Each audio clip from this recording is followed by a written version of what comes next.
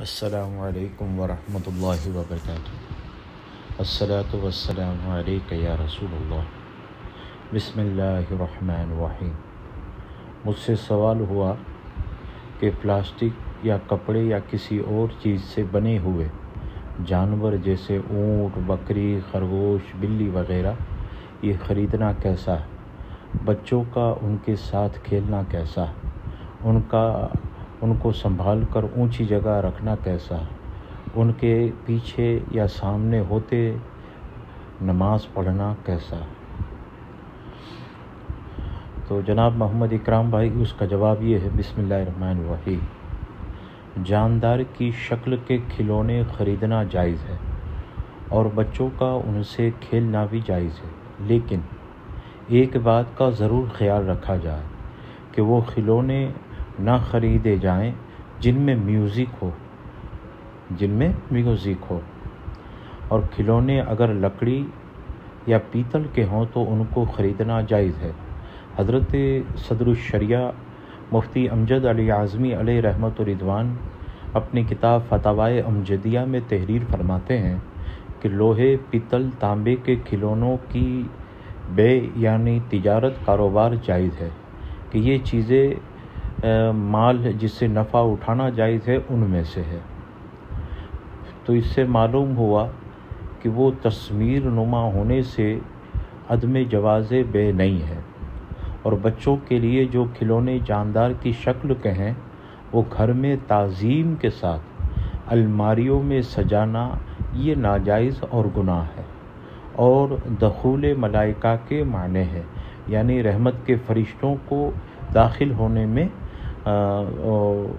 جہاں الماریوں میں کھلونوں کو سجا کر رکھا جاتا ہے تو یہ سجانا ناجائز اور گناہ ہے، اور رحمت کے فرشتے اس کمرے میں داخل نہیں ہوتے۔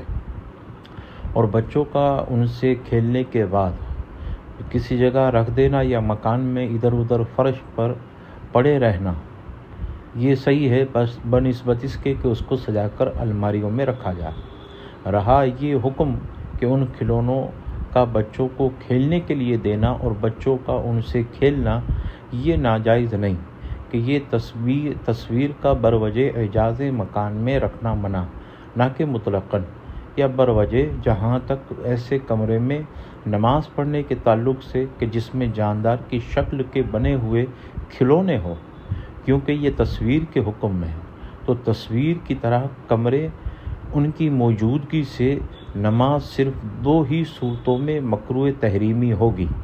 مکروہ تحریمی ہوگی اس کا مطلب یہ کہ ہمیں وہ چیزیں ہٹا کر واپس دوبارہ نماز پڑھنی ہوگی۔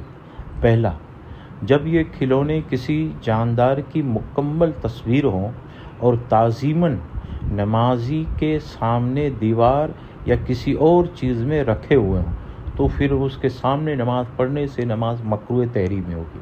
دوسرا، جب نماز کی سجدے کی جگہ ہو اور اس پر سجدہ بھی کر رہا ہو، یہ دوسری صورت ہے تو ناممکن سا ہے، کیونکہ کوئی بندہ بھی ایسا نہیں کرے گا کہ کسی کھلونوں کے اوپر سجدہ کرے، لہذا خارج میں پہلی صورت کا زیادہ امکان ہے۔ اگر ایسی نماز کے دائیں بائیں یا پیچھے بروجہ تعظیم کسی الماری میں سجائیں یا دیوار پر لٹکے ہوئے ہوں، اگرچہ انہیں ایسے رکھنا مکروہ تحریمی ہے، مگر نماز مکروہ تنزیہ ہوگی۔ اگر وہ پیچھے سب ہیں اور دیواروں میں لٹکے ہوئے ہیں، الماریوں میں سجے ہوئے ہیں اور آپ نماز پڑھتے ہیں تو پھر نماز مکروہ تنزیہ ہوگی، مکروہ تحریمی نہیں ہوگی۔ جیسا کہ امام اہل سنت حضور اعلیٰ حضرت محدث بریلوی علیہ رحمت و رضوان فرماتے ہیں،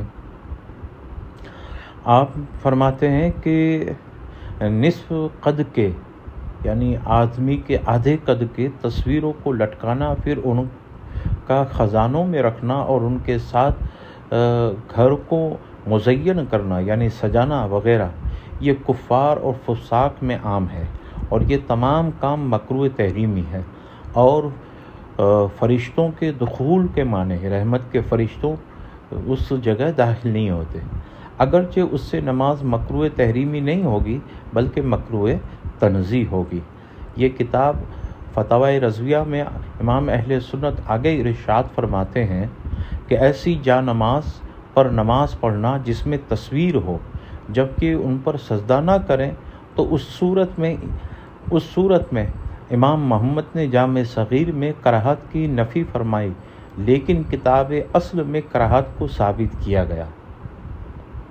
صحیح ہے کہ نماز مکروہ تنزیہ ہوگی نہ کہ مکروہ تحریمی۔